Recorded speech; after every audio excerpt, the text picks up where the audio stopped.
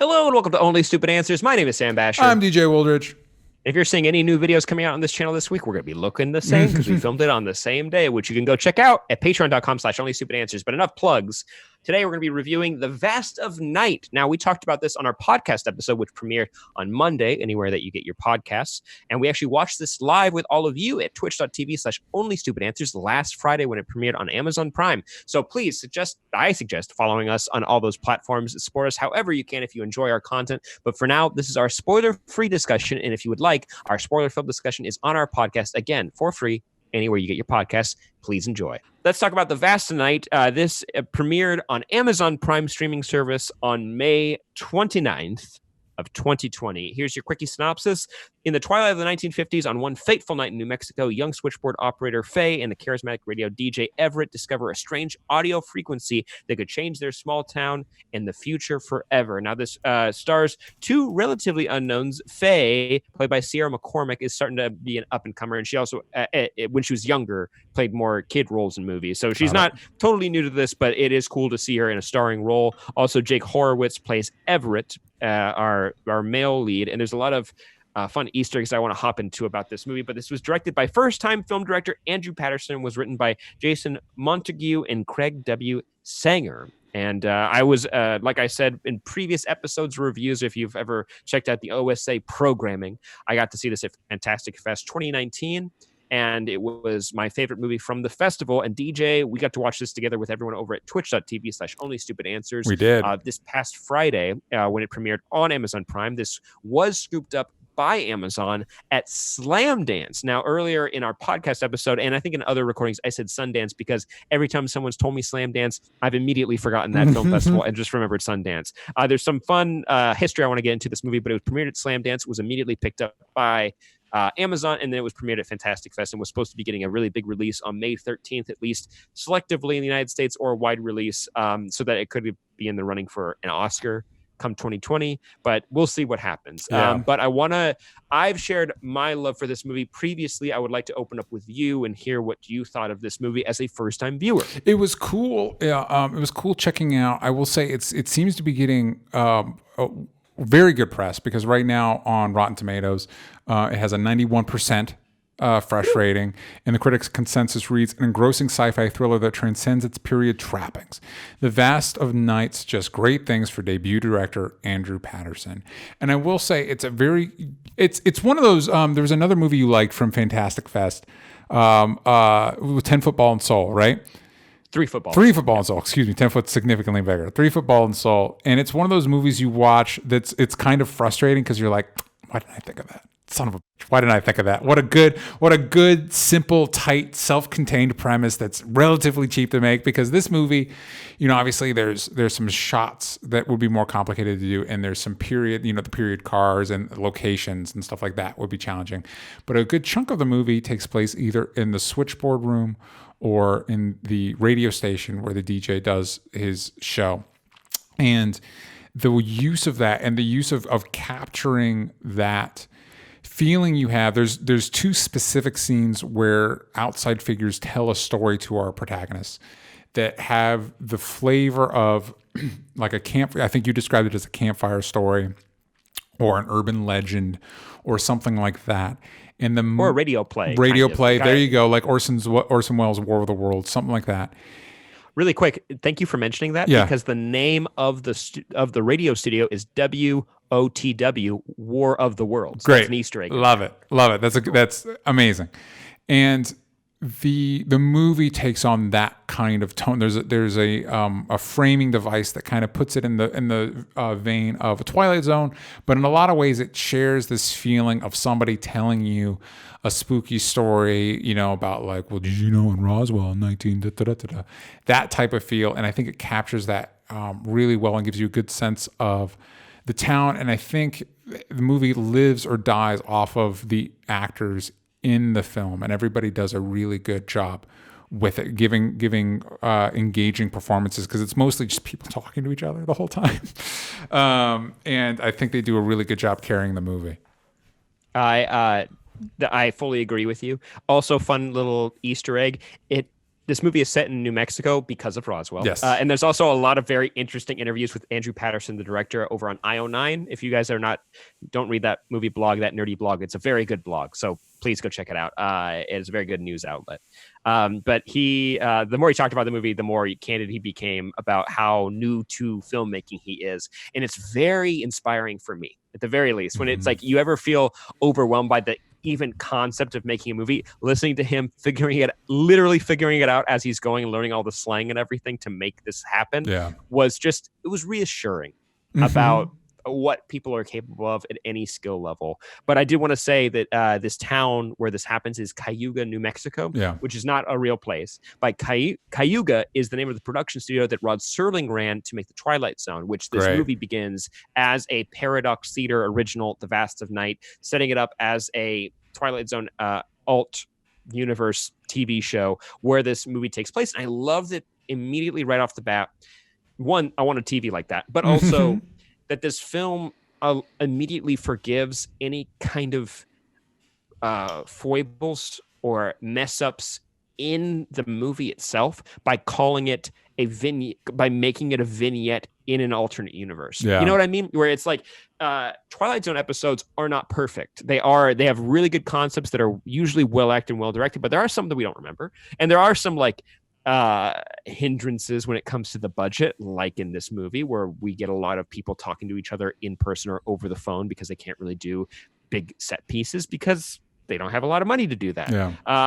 So the way that they set up the movie initially with that is just, I thought it was just so smart. And I do love that intro to the movie as we zoom into the TV because this movie utilizes nostalgia in a way that isn't, I'm going to use the term exploitative, and I don't mean it as harshly as that word is, that other reboots or genre films usually take advantage of. This movie feels very much like a tip of the cap to that kind of stuff, or acknowledging it, but telling its own story within that genre with the stipulations that it has budgetarily. And it's just, they're just honestly, I think the big standouts are the vocal and acting performances from the entire cast, and the camera work and the score. I forgot after a year of this film, not watching it, the score was like its own character in this film. A lot of for Brooklyn Nine-Nine fans, when people were talking about Sex and the City on that show, they always say the fifth main character is New York City. And I'm using that reference just because the third main character, it feels like in this movie, is the music, because of the way it's able to capture a hopeful E.T. John Williams-esque energy to this world, but at the same time you are hesitant. Well, and it's that sense of discovery that the vast of night being this big, enveloping, engrossing mystery / horror, the music lets you feel that same thing. Absolutely. And I think going back to the nostalgia, I think when you look at something like Stranger Things, a frustrating aspect for me is it pulls a lot from the 80s, but it's less about the 80s and more about 80s movies and 80s nostalgia, like 80s TV shows and stuff like that. Whereas this movie, when it goes back to the 50s, not to get into too much detail, but it gets into the harder aspects of it. One thing I like is specifically when one character is telling their story is I forget how in close proximity we are to a more rural Western time. And there's a character, because it's set in the 50s, that when she was a young girl, the town they were in was like literally like a one horse town. And as a single mother, she was basically treated like just like refuse, like Scarlet Letter, basically. Yeah, you know what I mean. And there's another character who his race factors into it, because those things were, I was going to say mattered more then, but they are still tremendous challenges we have now today. But I agree with you, though. The way that they dealt with both of those characters, I thought was expertly done. Yeah, and it's less about, yes, it uses texture and flavor from the media of that time and the way, and it's also, there's a lot of, I think the reason there's a ubiquitous UFO stories around that time is it was before widespread internet and cameras, and literally everything was cataloged 24/7. There was still a sense of we had the technology to find things, but not the technology to know everything all the time. And so that's why you have some of those classic stories then, and I think a good utilization of this being set now, but also acknowledging that the 50s weren't great for everybody. You know what I mean? It wasn't a great time for everybody. People talk about it was so much better in the past. Not for everybody, not all the time. And the movie's ability to engage with that, I think, adds it an extra layer of legitimacy. I fully agree. Now, I've mentioned my three big pluses to this movie is the performances, the music, but the cinematography in particular, because what I had learned initially was that Andrew Patterson had a background in making commercials, and the more I read about it in his interviews was that he was doing it locally in Oklahoma, and he taught himself a lot of how just to make film, not the film business. Yeah. He knows the technical side of it, but you can kind of see that when it comes to the cinematography, because there's one shot in particular that is meant to, for me, illustrate just how small this town is. Like you really, like, they can show you them walking around at night, but it's nighttime. Also, good way to hide the production value, like to hide the fact that like they probably shot this in a more modern town, but they were able to add set deck to the streets, like older cars or lampposts, to make it seem older. The one part where it starts to peek through is there's a scene where they're all out in the street and like a car pulls up and you notice there's like no other cars parked on this. It's literally just that one car, and you're like, I know your pain. I know what you're dealing with here.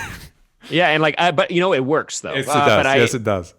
The cinematography, in the sense that there is one tracking shot across the whole town, and I even saying that, watching it again, I was like, nope, this is still like really impressive. Yeah. Like, I really don't know. I don't know how they did it. I can have some ideas, but I don't think my ideas are the proper explanation for it. But also, just reading some of the fun facts behind this movie on the IMDb trivia page, which I feel are verified because I remember hearing about them as well at Fantastic Fest. But the scene where Faye is on the phone, hearing the signal and also using the switchboard to talk to people around town who are being affected or encountering something strange, that entire single take was 11 minutes. Like, that was an 11-minute scene, which that's chunky for a young actor, for any actress to have to handle, or actor. But the way she pulls it off is truly impressive. They actually just had to cut it down for time. And this movie comes in at like an hour and a half even, and that's so nice. You know what I mean? That's just sure like is. It sure is.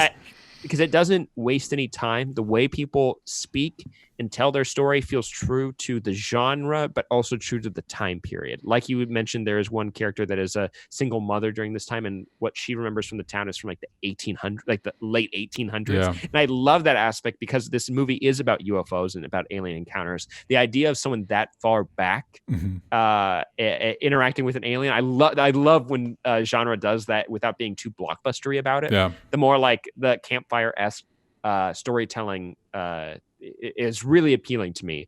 Also, because I mentioned Slam Dance Film Festival earlier, I did want to mention that Andrew Patterson had talked about how many film festivals this had been sent to and how many it was rejected from. So I wanted to run down the list really quick with you, how many film festivals this got rejected from. So if you guys enjoyed this movie and you think to yourself, how could anyone ever not pick this movie up immediately? Here's a few to check out, or here's a few that rejected them. Sundance Film Festival, South by Southwest, Tribeca, Directors Fortnight, Cannes, Deauville America Film Festival, Moscow International Film Festival, Nashville Film Festival, Montclair Film Festival, Seattle International Film Festival, Nantucket Film Festival, Edinburgh, Transylvania International Film Festival, Hollywood Real Independent Film Festival, Gold Coast Film Festival, Hong Kong International Film Festival, Durban International Film Festival, and the Athens International Video and Film Festival. That is so many. A lot of those are high profile, but some of them aren't. Some of them are not. We're looking at you, Transylvania Film Festival. What? Who? You think you're better than us? But they're like, there's no vampires in this. It goes in the trash. Got him. But just hearing that was also there's a lot of this movie that is inspiring to me, and I maybe to you as well, DJ, not to speak for you, but as just a creator, seeing what someone's able to pull off with such a limited budget is and also be so engaging and true to what the genre is and what people love about it, and telling a compelling story with great performances. It's masterful, and I am excited to see what Andrew Patterson does next. But at the same time, I get the more I read about how new this is to him, I get the similar fears to like Josh Trank taking on Fant Four Stick, Yeah, where it's like, yeah. don't give him like Iron Man 4 or something. Just like don't let him ease into it. Let him ease into it. And also, dude, maybe don't grab those yet. I think you are such a talented director so early on in your career. Like, you're gonna be watching this, but I am inspired by what he was able to do with this film and what it across the board, and the sense of scale in this movie. It's not like an Independence Day where a ship appears above like Los Angeles and you get a sense of how big it is. There's just this sense of mystery, and I think it's a lot of early sci-fi does this with just the idea of space and how big it is and how endless it is and how frightening that is. The movie does it without having to show you. Just it's the way people talk around it and how frightening like Sputnik must have been. The idea of seeing like a satellite in space all of a sudden. I'd be terrified because I can't even fathom what that took to get that there. So the idea of a civilization up there just spying on us, absolutely terrifying. So anyways, I'm going a little all over the place now, but I just wanted to say that there's a reason why I can't shut up about this movie. And I feel like at least whoever watched with us over on our Patreon now understands. And DJ, hopefully you enjoyed it as well. Same. I would happily own this movie. And I really hope like Mondo does a really cool like vinyl release of the soundtrack, because they did a poster. Or like a really nice Blu-ray for this movie would be really cool as well. I would like to own a physical copy of it. So we want to talk a little bit about spoilers, but before we do, Sam, what would you rate this movie? Yes, actually, you can check out our spoiler discussion if you're watching this on YouTube over on any podcasting app. Just search Only Stupid Answers, and you can hear our in-depth thoughts and some behind-the-scenes trivia.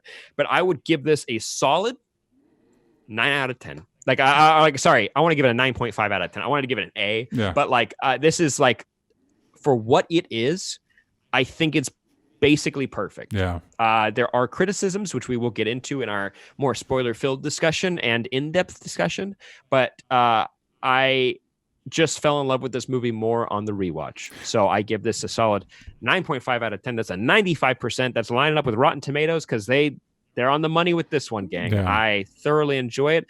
Favorite movie I've seen this year.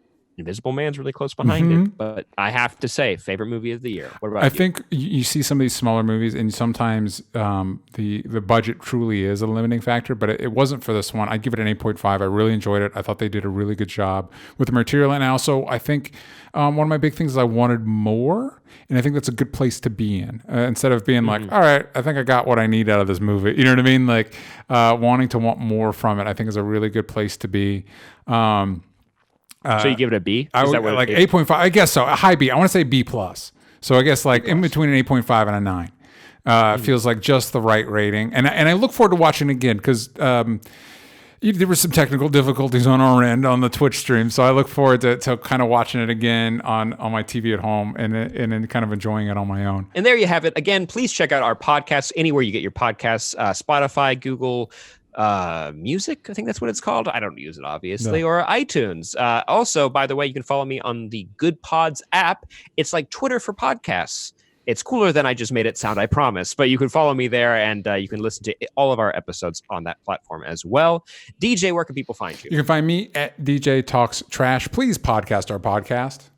Please. And I'm at Sam Basher everywhere that matters. And you can follow Only Stupid Answers on Twitter by yanking out the vowels from stupid. Bing, bang, boom. Again, patreon.com. Please like this video and share it with your friends if they enjoy sci-fi movies, or if you want more people to watch movies with, you can join us over at patreon.com/onlystupidanswers and join us this Friday, twitch.tv/onlystupidanswers for some fun. We'll see you guys then. Bye-bye.